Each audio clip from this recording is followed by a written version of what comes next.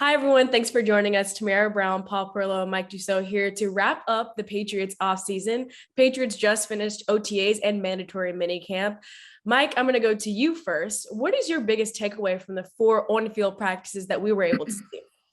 Yeah, it wasn't as much action as we're usually used to seeing, but I'm going to start at the top with Mac Jones. I mean, I think that's the most important part of this Patriots team right now is, having a starting quarterback that can make that year 2 leap. I thought, throughout the offseason, the limited glimpses we got, Mac looked in control. He looked like he knew what he wanted from his receivers. He's got a few new guys to work with now. So I think that's my biggest takeaway. Certainly some concerns, but I think Mac Jones is number one. He looks primed for a year 2 jump. Yeah, one of the things that stood out to me, Tamara, was just, we talked a lot after the draft about the speed, right? They needed to add team speed. They had a few guys that did, and very small glimpses, like Mike said. We didn't get a chance to see a whole lot, not an extensive look, but Tyquan Thornton certainly has speed as advertised. The Jones boys, Marcus and Jack. I thought Jack was even a little faster than we had thought, and I think Pierre Strong, again, small doses and kick returns, but real fluid gait, as they like to say, Mike, but good speed. I think they have improved the speed. Now, how that translates on the field, we have to wait till July to find that out at training camp, but definitely increase the team speed. Paul, you mentioned that's something you're going to be on the lookout for as we start camp in July.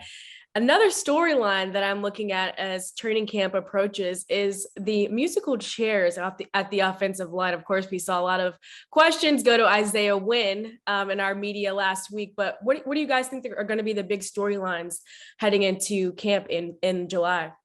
Yeah, I think that's a pretty good place to start. Flipping Isaiah Wynn, Trent Brown in minicamp certainly caught the eye. And I guess when you look at the overall balance of the offensive line, maybe that's where they're looking, trying to spread out their size and their athleticism. But I'm going to spin it to the defensive side of the ball. I think there's a lot of position battles there, competition, cornerback position, linebacker position, not a lot of certainty, turnover going on in those spots.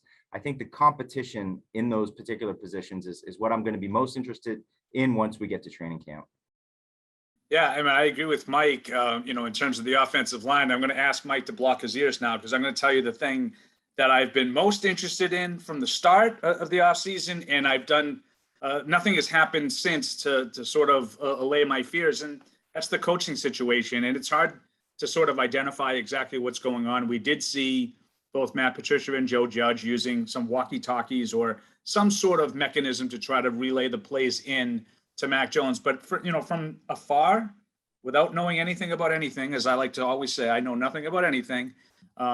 It certainly looks like Matt Patricia is a running game coordinator and Joe Judge is a passing game coordinator. When it's 7-on-7s, Joe Judge is in Mac Jones's ear. He is the quarterback's coach. And when they're working on more traditional full team 11-on-11 stuff with the running game involved, it's Matt Patricia. So to me, I'm still fascinated by how that's all going to work out.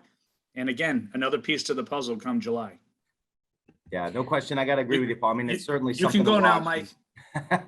As we get into camp and we get into some real competitive periods, I think that'll be when we start to see really how that's playing out. But Paul's right. I mean, it's certainly a part of it. Josh McDaniels departing, as I said at the top, Mac Jones, paramount importance that the offense takes the next step. Whose hands is it going to be in?